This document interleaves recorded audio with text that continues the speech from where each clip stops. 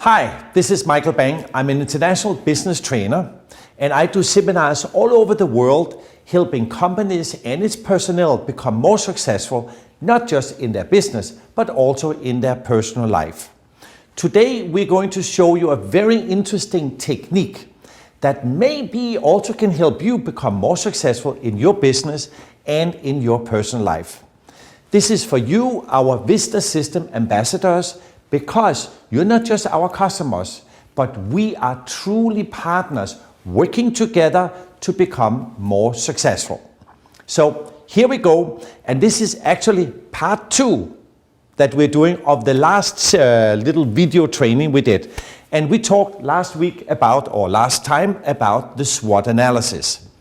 So we went over the basic system of a SWOT analysis, that we look at the strengths, weaknesses, opportunities, and threats in the company.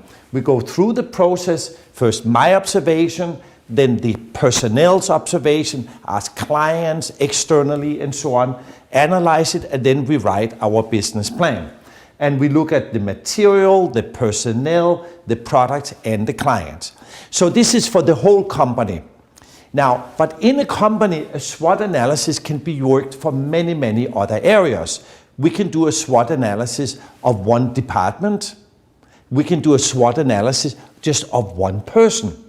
When you're hiring somebody, you can first do a SWOT analysis of that person. What are the strengths of this person? What are the weaknesses? Which opportunities could he have for the company? Or could he become a threat to anything in the company? Could he cause conflicts or personality clash with someone in the company? Could you do a SWOT analysis of one client? Let's say you want to have a big client, but let's do a SWOT analysis of him first, before you start working with him. So you can see how much of opportunity, are there any threats? What if he is not good at paying the bills? That's a threat. Or let's say if you want to have a business partner. Let's say I meet Joe Blow and I'm thinking, should we become business partners? Because there's many opportunities in becoming partners with him, but he has enemies. So if I become a partner with him, his enemies also become my enemies, and now that is the threat. So that means, like we said in a previous video, we talked that in life, we have 2 key areas, 2 legs, my work and my private. So the work leg, when we do the SWOT analysis, just use your imagination, use your creativity. There's no limit to how at work we can use the SWOT analysis. Now, what about in my private life? Could I also do a SWOT analysis there? Let's take me personally. I want to do a SWOT analysis of me as a human being. So, and I follow the same principles here. I take my 4 pieces of paper, but on the first top one, I write here, my strengths. And I write down my observations of my strengths, my weaknesses, where do I have problems, difficulties, etc. Where am I successful? Where do I feel good? Now, what are the opportunities for me personally in my life? What are the threats in my life? What if I have a weak health? Could that become a threat in the future? If I don't take care of my health, my fitness, etc., etc. Now, and here, so again the same, I first write down every observation I have without thinking, just write everything down. Then in step 2, now I ask for other people's observations. I go to some of my very good friends and ask them, hey, can you help me? I'm doing a SWOT analysis of myself. And you say to them, there's only one criteria. You have to tell me what you truly observe, not just what you think I would like to hear, because that doesn't help me at all. So you ask them, what do you think are my strengths? What am I good at? Where am I successful? Maybe the person will say things I already have written down, but maybe he will say things I didn't think of. Maybe I could learn something, or I could strengthen something that I kind of know, but I didn't really realize it so strongly. What are my weaknesses? Now, this is, of course, where many people don't like to say things. So maybe the person said, well, you are normal. But normal doesn't help me anything. So maybe when you ask a person, they get a little bit red in their face, when you ask, what are my weaknesses? Maybe the person says, no, everything is fine. And then you say, listen, please tell me, what are you thinking about? What are my weaknesses? Maybe the person even say, Michael, you're all the time farting, but I thought I was doing discreet farting that nobody was realizing it, But you say, but everybody's laughing behind your back because you're smelling always. And so on, So be very open and willing to listen. And of course, I'm sure that you never do that. But in Denmark, where I'm from, we have people who do a little bit discreet farting sometimes when they think nobody is observing it, right? Then the same you ask, what do you think of my opportunities? Maybe other people sees opportunities that is a little bit outside my comfort zone. I think, I cannot do that, I'm not good enough. But they say, you can do it, and blah, blah, blah. So this can strengthen us. What are the threats, etc.? So you ask, let's say, what if you go to 5 or 10 very good friends and ask for their observations? So now you have all this information. We analyze it, and then you write your personal business plan. What are my goals this year? What is the goals of my life? What do I really want to achieve? Now the chances of actually achieving my goals or my dreams, of course, will go up. Because as one part of my business plan, it is improving my strength and minimizing my weaknesses. So with the farting, for example, we talked about. Let's say I normally do 20 farts a day. Then I'm minimizing and bring it down to 15 farts, and then to 10 farts a day. But I get better and better and better. Now, how to improve my strength? Well, let's say, for example, I start to do fitness, or I start to eat more healthy, I start to associate with more successful people, etc. So I'm improving myself. And then, of course, working on the opportunities, and then I will be stronger and now can handle bigger threats. Now, so this is for me personally, the only thing we need to analyze, what specific areas are we looking into when you do your personal SWOT analysis. You can write here, my health, my family, fitness, or financially, etc., etc. You can choose yourself which specific areas. But again, do a SWOT analysis 4 times a year.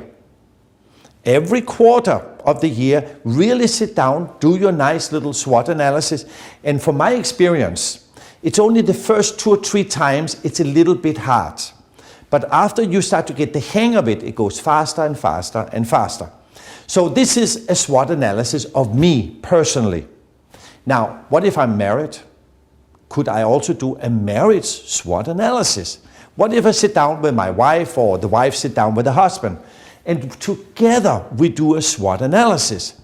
Now, I will guarantee you, if you really do it, it can improve your marriage dramatically, because you are actually now start talking, analyzing, and then of course we have to look at how to make the marriage stronger and how to minimize the weaknesses of the marriage.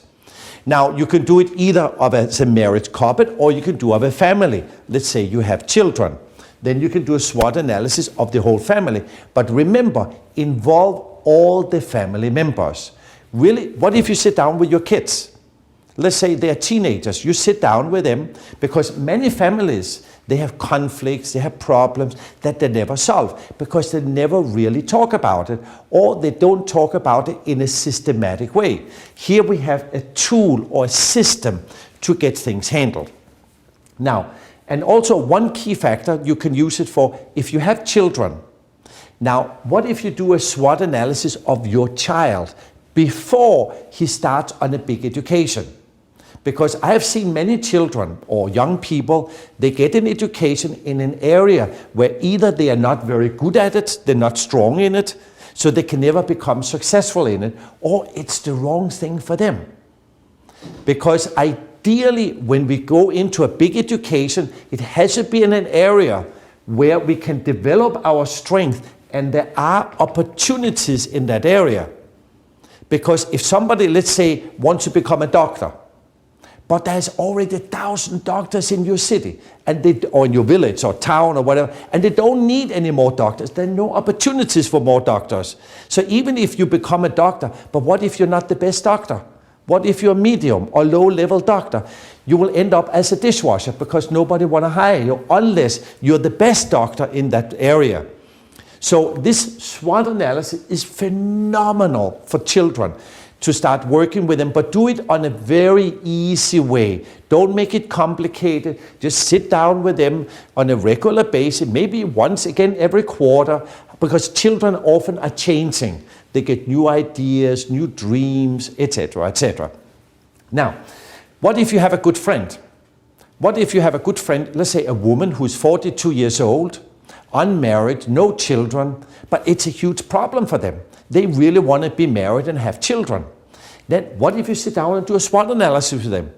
Ask them, what are their strengths? What are their weaknesses? Who are the opportunities? Who are the candidates who you can become married to? And what strength are they interested in? What if they like girls in miniskirts, for example? Then you develop your strength in having a miniskirt, etc., etc. So there are no limits to how you can use such a SWOT analysis into your private life. With sports people, you can use it. No limitations. You can use it in social situations, if you have social clubs or anything. You could even do a SWOT analysis of a country. What if you take a country like United States? What are the strengths of the countries?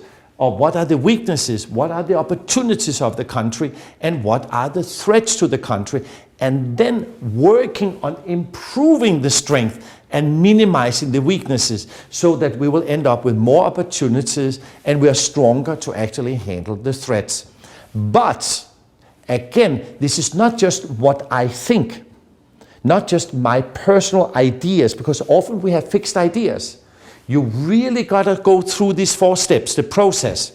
Write down all your observations, then other people's observation, and try to have your mind open to listen to them. Not say, no, I know this, that doesn't work, because that's in step 3, when you start analyzing it. Here in these first 2 steps, you just write everything down. So, my dear amigos, I hope again that this little technique here of a SWOT analysis, maybe I should not even call it little technique, it's actually a very big and powerful technique. So I hope this is also interesting for you and this can help you become more successful. Now, but with any tool in life or in business, they are only as useful as we are actually using them. If we don't do it, it cannot help us. So it's not a question, do I know about it, but am I actually doing it? Me and my wife, we are at the first week of every year, the first week of January, we usually go for 1 week somewhere where nobody can find us. And we sit down and we do the SWOT analysis, first of me and my wife personally, then of our marriage, then of our business. And then we write the business plans for me, for my wife, and for our business. So you, our VistaSystem ambassadors, now you are really, really important to us. So that's why we're doing these video clips here to help you or to give you some inspiration or ideas, because your success really becomes our success. So again, this is Michael Bang. Thank you for watching, and until next time, see you. Bye-bye.